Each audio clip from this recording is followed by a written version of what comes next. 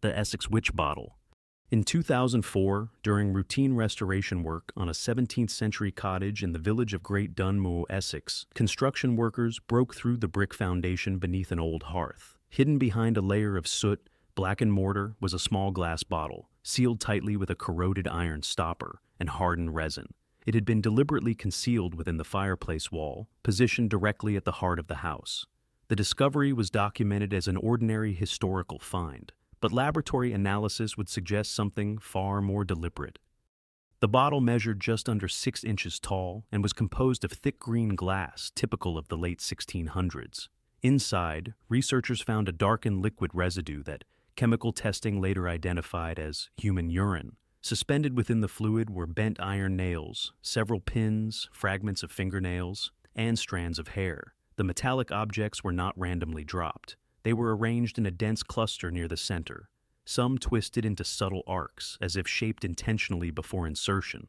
The organic materials matched the same time period as the bottle itself, confirmed through carbon dating and protein degradation analysis. Witch bottles had been recorded in England before, but rarely in such preserved condition. Most examples were discovered shattered or emptied. This one remained sealed. When forensic specialists recreated similar bottles using historical methods, they noted that the fermentation of urine over time would create internal pressure. Combined with rusting iron, the mixture could produce gas expansion capable of fracturing the glass. This bottle, however, showed no internal cracking. Its seal had held for more than 3 centuries. Historical documents from East Anglia describe a practice known as counter-witchcraft. A suspected victim of malefic magic would collect their own urine, add sharp iron objects, seal the bottle, and place it near a source of heat such as a hearth.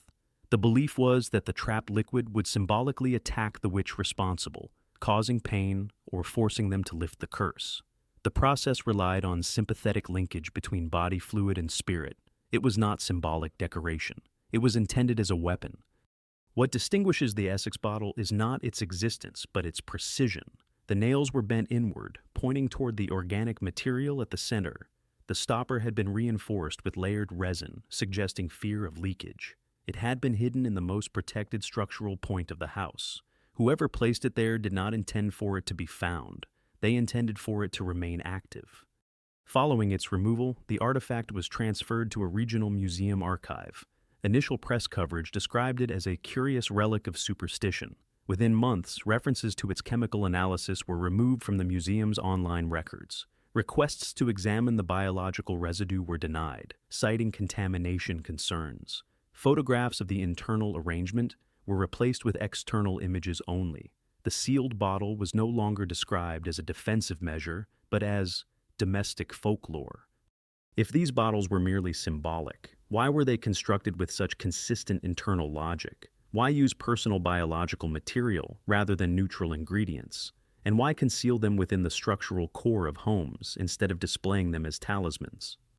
The Essex bottle was not a charm hung in public view. It was a device hidden in heat and darkness, designed to react over time.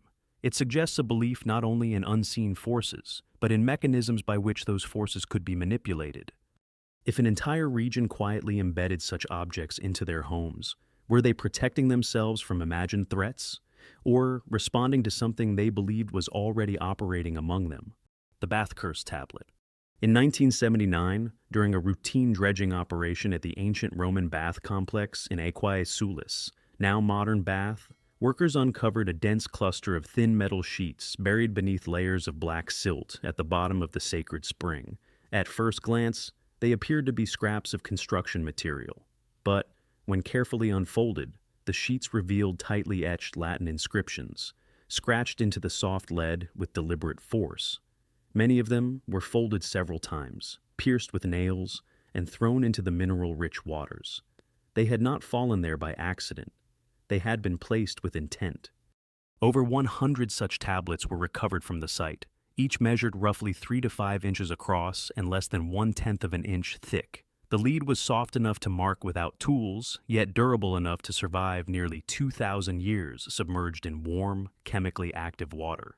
What the inscriptions revealed unsettled even experienced epigraphers. These were not prayers, they were accusations. One tablet reads like a formal indictment. It names a man accused of stealing a cloak from the bathhouse and calls upon the goddess Sulis Minerva to deny him sleep, health, and offspring until the garment is returned. Another lists multiple suspects and demands that, whether slave or free, male or female, the guilty party suffer physical torment. Several tablets include detailed descriptions of body parts to be afflicted. Some are pierced with iron nails driven through the center, as if to bind the written curse physically to the metal. The linguistic structure is strikingly consistent. Many follow a legal formula, naming the complainant, identifying the stolen item, invoking divine authority, and specifying punishment. The repetition suggests standardization. These were not spontaneous emotional outbursts. They followed a recognized template. Some tablets were folded so tightly that modern conservators required microscopes and chemical softening agents to open them without breaking the metal. Whoever wrote them did not intend for human eyes to read them again. Analysis of the lead composition showed local sourcing, consistent with Roman mining operations in Britain. Trace isotopes confirmed uniform production batches. This implies the tablets were not rare objects, but part of an accessible supply. The act of cursing was not marginal. It was integrated into daily life. After the initial excitement, several tablets were set aside and never fully translated. Official explanations cite corrosion damage or incomplete inscriptions. Yet archived notes from early researchers reference phrases considered too explicit for public display. Photographic records of certain tablets were cataloged but later marked as restricted. Access to the full collection requires special permission, and not all approved scholars are granted physical handling rights. If these curse tablets were merely expressions of frustration, why were they written with such procedural consistency? Why were they submerged in a sacred spring, associated with healing and justice rather than destroyed or discarded? And why do so many follow the tone of a courtroom appeal rather than a desperate plea? The bath tablets reveal a society that believed words etched into metal, folded in secrecy, and delivered to water could alter reality. This was not rumor whispered in back alleys. It was a structured act repeated hundreds of times over decades. If ordinary citizens were formally submitting curses to a deity as if filing legal complaints, was this superstition or an alternative system of justice operating in parallel with Roman law? The Hand of Glory. In 1823, during renovation work on a crumbling inn along the Yorkshire coast near Whitby, masons dismantling an interior wall uncovered a narrow cavity concealed behind stone and timber. Inside, wrapped in decayed cloth and packed with dried moss, lay a human hand. It had been severed cleanly at the wrist, the flesh preserved in a leathery, darkened state. The fingers were rigid, slightly curved inward, as though frozen mid-gesture. Tucked beside it was a fragment of parchment bearing faint, nearly illegible writing. The discovery was reported quietly, but what the hand represented was anything but ordinary.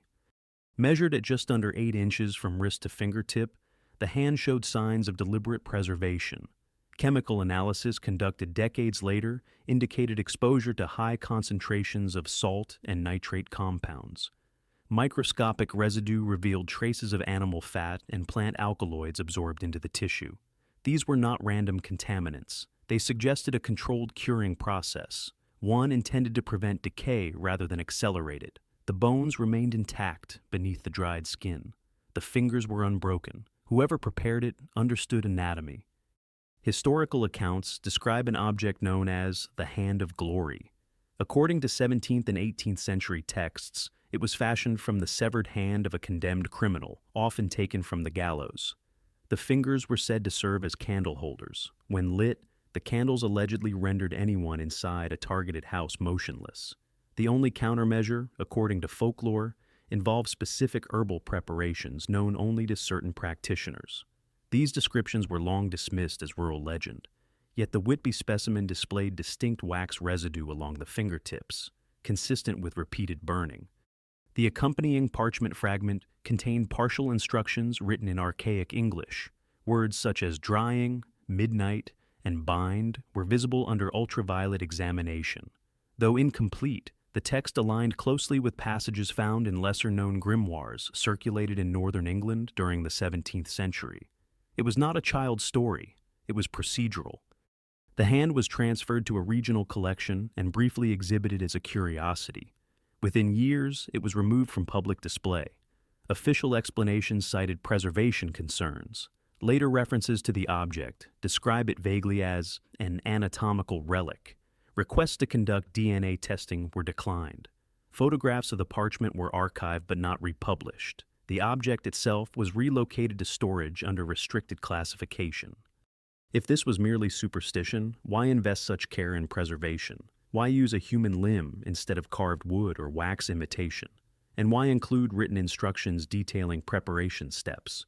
The hand was not decorative. It was functional within a belief system that treated the body as a conduit of force. Anthropologists have noted that across cultures, body parts of executed individuals were believed to retain liminal power, suspended between life and death. The hand of glory occupies that space precisely. It represents not only fear of witchcraft, but the attempt to weaponize death itself. The Whitby hand was not displayed openly as a warning or talisman. It was hidden within a wall, wrapped carefully, as though meant to be retrieved when needed. Its concealment suggests secrecy. Its preparation suggests intention. If communities were willing to remove the hand of a dead man, cure it with chemical precision, and preserve it for use, what did they believe it could truly accomplish? And how many such hands were never discovered, still sealed behind stone and timber, waiting in darkness? The hidden witch marks. In 2014, during a structural survey of a 16th century farmhouse in Suffolk, a conservation team removed a layer of plaster from a timber beam above the main fireplace. Beneath the whitewash, carved directly into the oak, was a circular symbol composed of overlapping arcs, each segment cut with steady pressure. As additional plaster was stripped from surrounding beams and door frames, more carvings emerged. Within days, dozens of marks were documented throughout the house. They had not been decorative flourishes. They had been deliberately hidden. The symbols were small, most no larger than 3 inches in diameter. Some resembled daisy wheels, intricate rosettes formed from interlocking circles. Others appeared as pairs of V-shapes stacked upon one another, carved repeatedly into thresholds and window frames. Several beams bore concentric patterns that intersected precisely at the center of structural joints. The placement was not random. Nearly all marks were positioned at entry points or architectural weak spots where walls met floors, or where chimneys pierced through roofing. Dendrochronology confirmed that the beams dated to the late 1500s, a period of heightened witchcraft fear across England. Yet these carvings were not additions made centuries later. Toolmark analysis revealed oxidation and wood fiber, aging consistent with the original construction phase.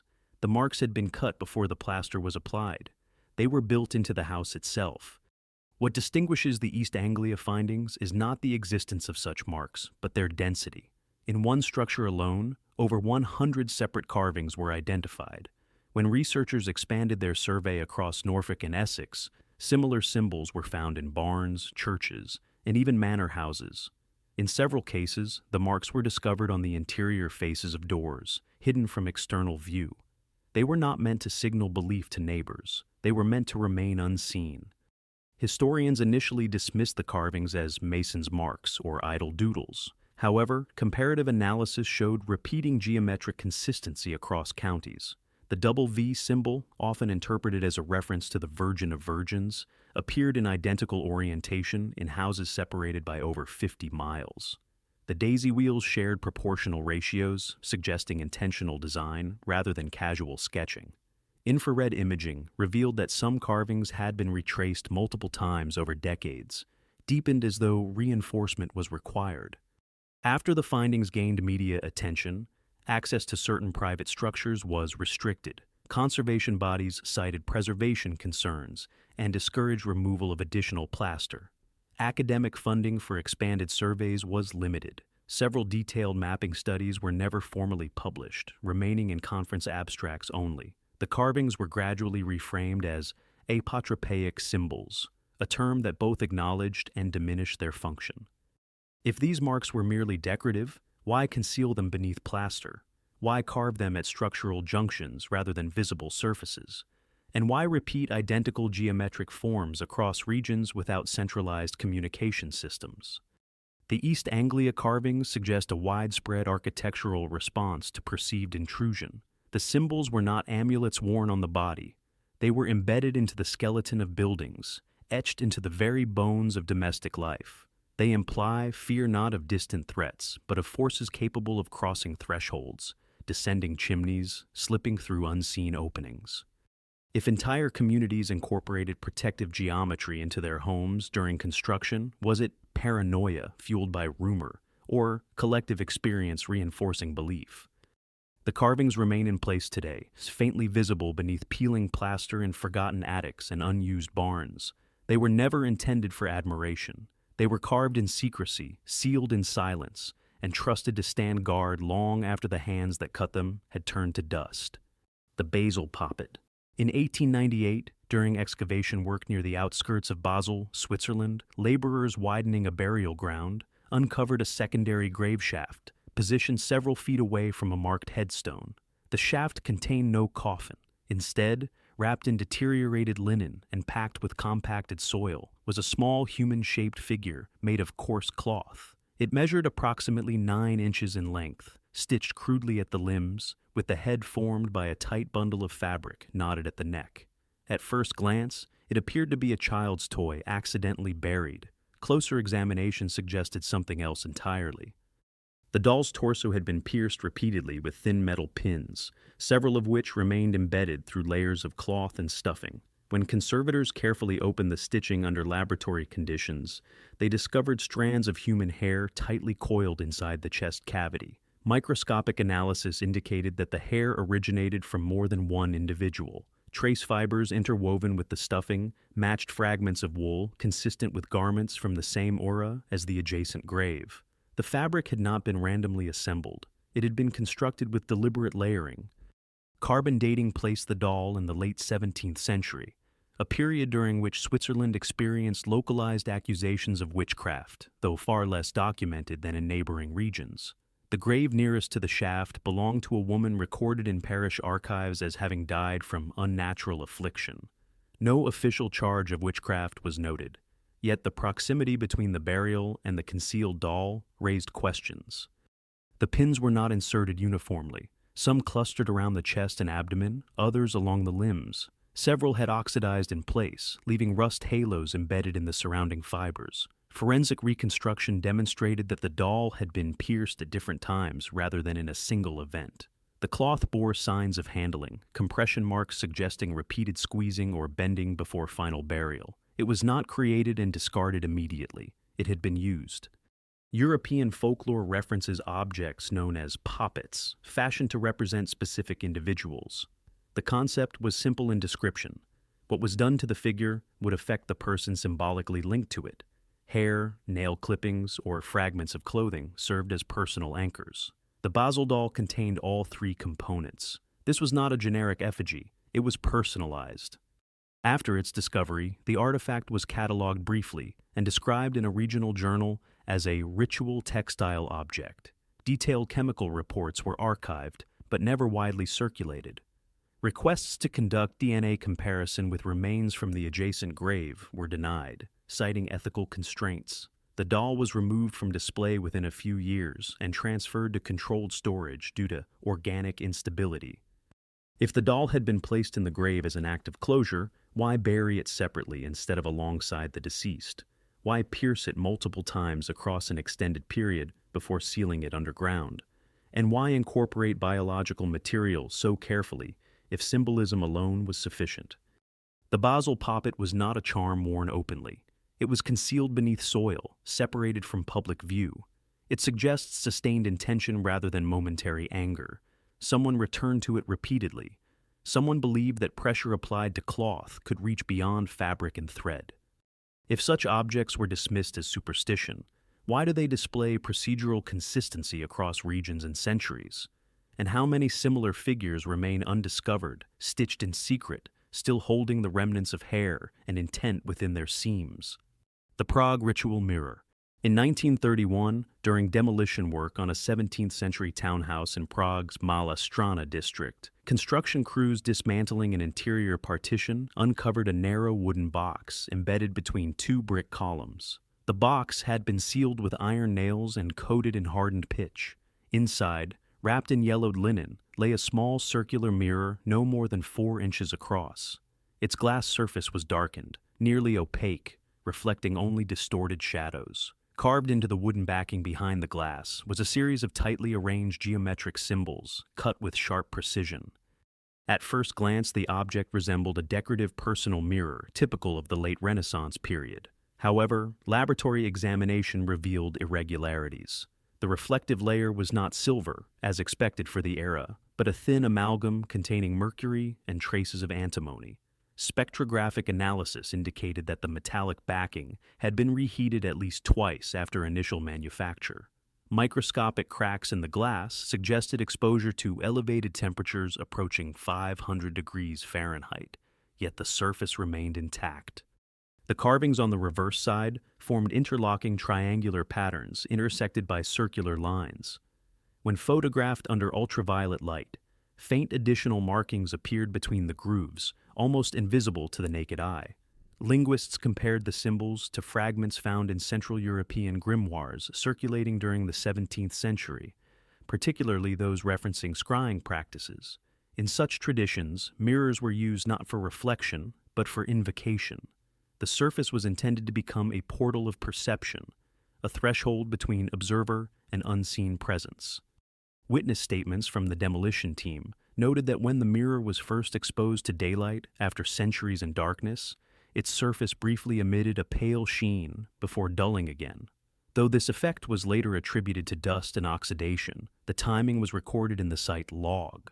The wooden box itself bore scorch marks along its interior edges, suggesting the mirror had been sealed after exposure to flame. The object was transferred to the National Museum for evaluation. Initial catalog entries described it as a ritual mirror fragment. Within 2 years, the description was shortened to domestic artifact. Access to the carving details was restricted, and high-resolution images were withheld from public archives. A proposed research paper examining the metallic composition was never formally published. The mirror was placed in controlled storage, citing concerns over mercury content. If this was simply a superstition bound in glass, why conceal it inside a sealed box and entomb it within masonry? Why rehearse heating procedures on its backing metal? And why carve intricate symbols invisible under normal light? The mirror was not worn as jewelry, nor displayed as art. It was hidden deliberately within a wall, inaccessible without destruction.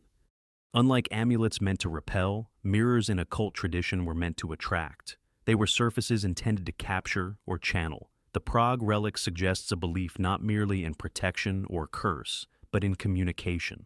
Its concealment implies fear of what it might reveal or retain. If such mirrors were used repeatedly in ritual contexts, were they viewed as passive objects or as devices capable of storing something intangible? And if sealed behind brick and pitch, was it to protect the inhabitants from theft or from what the mirror might continue to reflect? The Pendle bone charms. In 2011, during a controlled archaeological survey near the outskirts of Pendle Hill in Lancashire, England, researchers investigating soil disturbances uncovered a shallow pit containing a tightly clustered arrangement of animal bones. The location was less than a mile from the site, associated with the infamous Pendle witch trials of 1612. At first glance, the find appeared to be the remains of livestock discarded long ago. Yet, as each fragment was lifted and catalogued, patterns began to emerge. The bones were primarily from sheep and small cattle, cut cleanly at the joints. Several bore deliberate incisions along their shafts. These were not butchering marks. The cuts were shallow, repetitive, and arranged in parallel sequences resembling geometric strokes. Under magnification, faint pigment residue was detected within some of the grooves, suggesting that they had once been filled or darkened intentionally. A number of bones were pierced with narrow holes drilled near their ends, allowing for suspension by cord or thread. Carbon dating placed the assemblage in the early 17th century, aligning precisely with the period during which 12 individuals from the Pendle region were accused of witchcraft, and 10 were executed. Court transcripts from the trials reference charms fashioned from bones, used allegedly to cure illness or cause harm. Until the 2011 excavation, no physical evidence had surfaced to corroborate such testimony. The cache provided the first tangible link between documented accusation and material practice. The arrangement of the bones in the pit was not chaotic. They had been layered in alternating directions, forming a compact lattice structure roughly 18 inches across and 12 inches deep. Soil analysis indicated that ash and charcoal had been mixed into the fill, possibly remnants of burned organic matter. Trace chemical testing detected plant alkaloids consistent with common medicinal herbs of the period. This suggests the bones may have been used in conjunction with other materials before burial. Researchers reconstructed several of the perforated pieces and discovered that when strung together, they formed articulated chains. The spacing between drilled holes was remarkably consistent, averaging just under 1 inch apart. Such uniformity implies measured preparation rather than improvisation. The repetition of incision patterns across multiple bones suggests adherence to a standardized symbolic system. Initial academic response to the discovery was cautious. Reports described the cache as a ritual deposit, avoiding direct association with witchcraft practices despite chronological overlap. Funding for expanded excavation in the surrounding area was limited. Detailed imaging of the pigment traces was never fully released, and several of the bones were reburied after documentation, citing preservation protocols. If the cache was unrelated to the witch trials, its timing and proximity are striking coincidences. If it was connected, then the confessions recorded in 1612 may not have been entirely fabricated under pressure. The existence of carved, perforated bone charms suggests an active tradition of material ritual embedded within rural communities. These bones were not displayed in public spaces. They were hidden beneath soil, arranged carefully, and covered with ash. Whoever assembled them intended secrecy. The pit was shallow enough to access again, yet deep enough to escape casual discovery. If charms carved from bone were part of everyday rural practice, what separated healer from accused witch? And how many similar caches remain undisturbed in the fields surrounding Pendle Hill, silent witnesses to a system of belief that history records only through accusation? The Salem Iron Barrier. In 1992, during structural repairs to a 17th-century timber frame house in Salem, Massachusetts, contractors removing interior wall panels uncovered an unusual cluster of iron objects embedded between the studs. The house had been constructed in 1684, just 8 years before the Salem witch trials began. The discovery was not part of a planned excavation. It was an accident. But the pattern inside the wall suggested deliberate placement. The iron pieces were not tools left behind by builders. They included hand-forged nails bent at sharp angles, horseshoe fragments broken into halves, and thin iron rods twisted into corkscrew shapes. Each object had been positioned horizontally along the inner wall cavity at roughly chest height. The pieces were arranged in a repeating sequence, alternating bent nail, twisted rod, horseshoe fragment, then repeating again. The spacing between each item averaged approximately 7 inches. Metallurgical analysis confirmed that the iron dated to the original construction period of the house. The corrosion patterns indicated that the objects had been placed inside the wall before the final planks were secured. They were not later additions. The bending of the nails showed stress fractures consistent with cold forging by hand. They were not bent through natural pressure, they were shaped intentionally. Folklore from colonial New England references iron as a protective material believed to repel harmful forces. Horseshoes were nailed above doorways to ward off witchcraft. Bent nails were sometimes buried beneath thresholds. But the Salem assemblage was different. It was hidden inside the structure, not displayed above it. It was concealed behind wood, invisible to residents and visitors alike. Researchers mapped similar finds in at least 6 other colonial houses within a 30-mile radius. Each displayed variations of the same internal iron placement pattern. In one case, iron rods were embedded near window frames. In another, bent nails were packed tightly around the base of a chimney column. The repetition suggests shared knowledge. These were not random acts of paranoia. They were consistent design choices.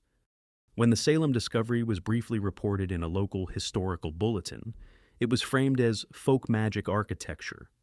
Subsequent requests to examine other colonial structures were met with resistance from property owners concerned about structural disturbance. Funding for broader regional surveys was minimal. The theory that iron was embedded systematically as anti-witchcraft defense received little academic expansion. Iron has long been symbolically associated with grounding and protection.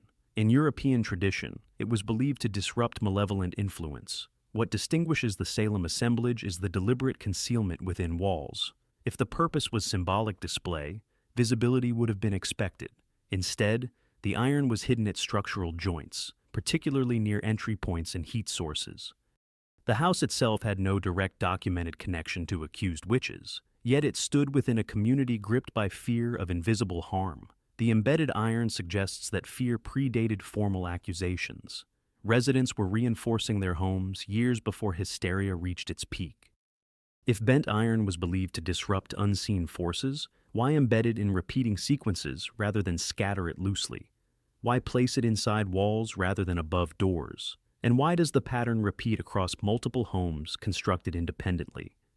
The Salem iron was not decorative, it was structural. It suggests that architecture itself became a defensive strategy, not against fire or weather, but against intrusion believed to pass through walls and air. If entire communities quietly fortified their homes with hidden metal barriers, were they responding to rumor or to experiences they felt required physical countermeasure? The Greek binding dolls? In 2006, during excavation work in the Kerameikos district of Athens, archaeologists uncovered a mass burial pit dating back to the 4th century BCE. Among the skeletal remains were 5 small lead figurines placed near the feet of the deceased.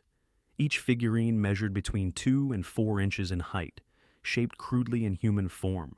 At first glance, they appeared to be votive offerings, but closer inspection revealed something more deliberate.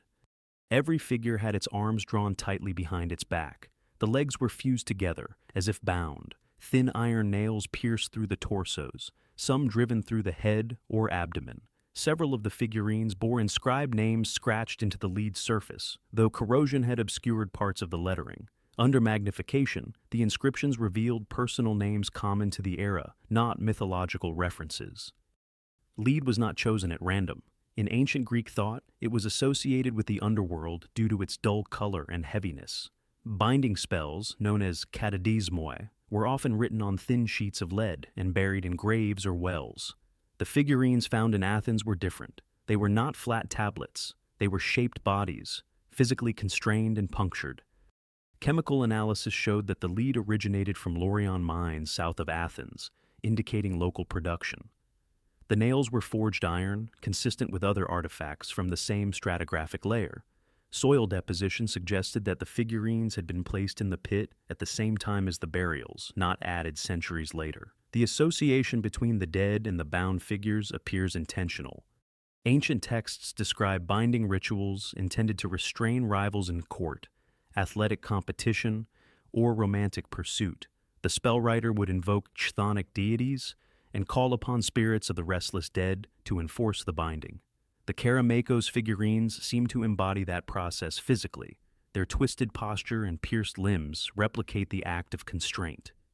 After their discovery, the figurines were cataloged and briefly exhibited in a regional museum. The inscriptions were partially translated but not fully published. Several names were redacted in academic summaries, described only as private individuals. Researchers suggested the objects represented personal conflict expression rather than supernatural intent. Yet the physical violence enacted upon the figurines complicates that interpretation. If these were symbolic acts of frustration, why drive nails through the heads and torsos? Why deposit them alongside freshly buried bodies rather than discard them elsewhere? And why repeat similar binding postures across multiple finds in different regions of Greece?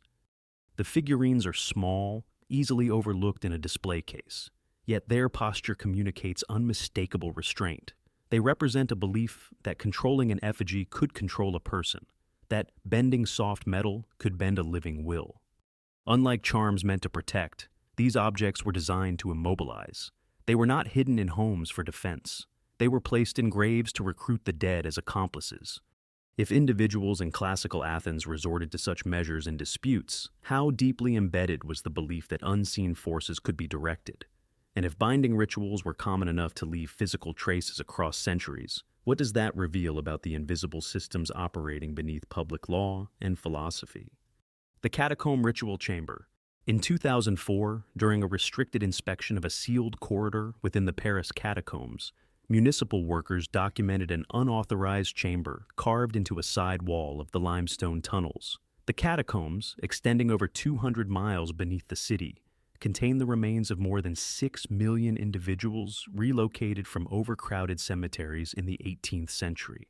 The unauthorized chamber, however, was not part of official ossuary arrangement. It had been deliberately hollowed out behind a false wall of stacked femurs.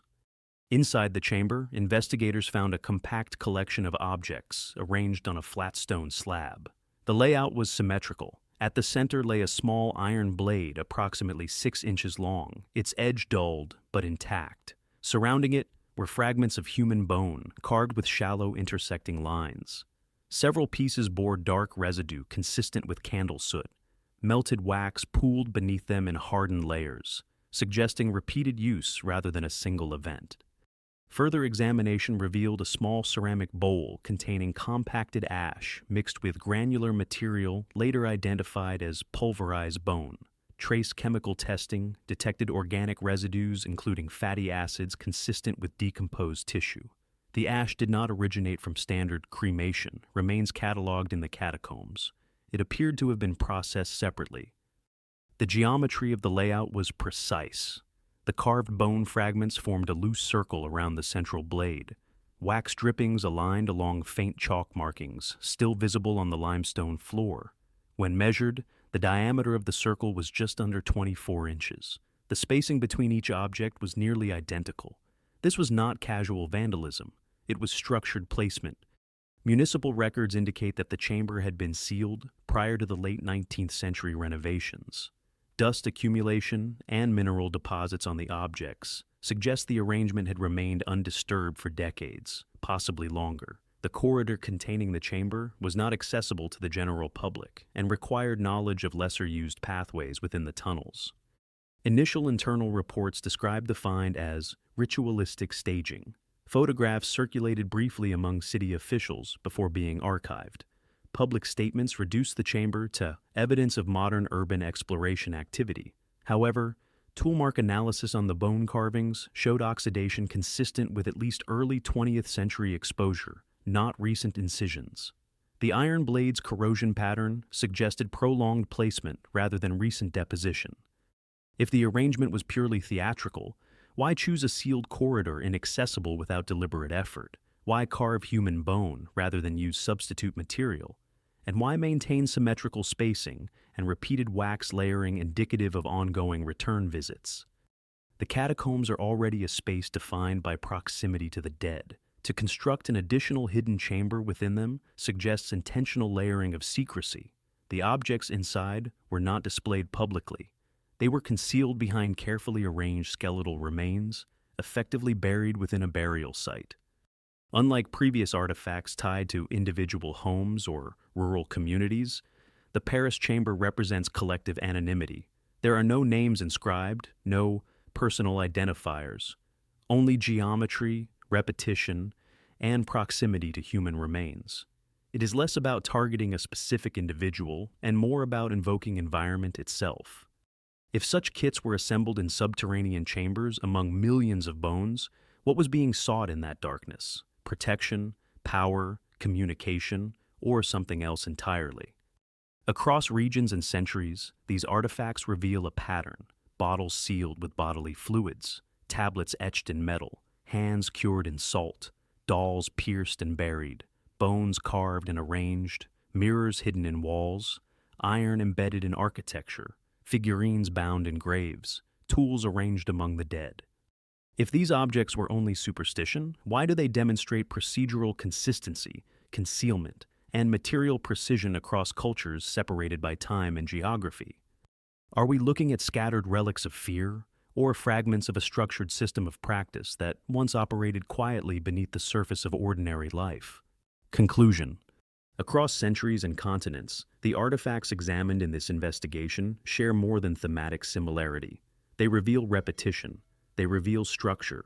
They reveal intention. From sealed glass bottles hidden in hearth walls to laid tablets folded and submerged in sacred springs. From preserved human hands concealed behind timber to iron embedded deep within colonial architecture. These objects were not displayed as symbols of belief. They were hidden as instruments of action. Each artifact was constructed with material logic, biological components were used to create personal linkage. Metals were selected for durability and symbolic weight. Geometry was repeated with measurable consistency. Placement was deliberate, often at thresholds, burial sites, or enclosed chambers associated with liminality. None of these objects were casual decorations. They were positioned where unseen influence was believed to pass. Dismissal of such items as superstition overlooks their procedural uniformity. Across England, Greece, Switzerland, France, and beyond, different communities developed tools that followed comparable internal rules: binding, piercing, sealing, embedding, enclosing. These are not random verbs. They describe physical manipulation designed to produce effect. Equally notable is concealment. Many of these artifacts were hidden within walls, beneath soil, inside sealed corridors, or submerged in water. They were not intended for admiration. They were meant to operate quietly. Their secrecy suggests either fear of social condemnation or fear of the forces they addressed. Modern institutions often categorize them as folklore, domestic ritual, or symbolic expression. Yet the physical evidence tells a more disciplined story. Standardized patterns, repeated materials, and cross-regional parallels indicate transmission of knowledge. That transmission may not have been centralized, but it was persistent.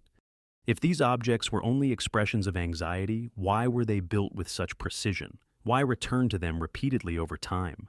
And why does the archaeological record continue to reveal them embedded in structures and graves long after belief systems officially shifted?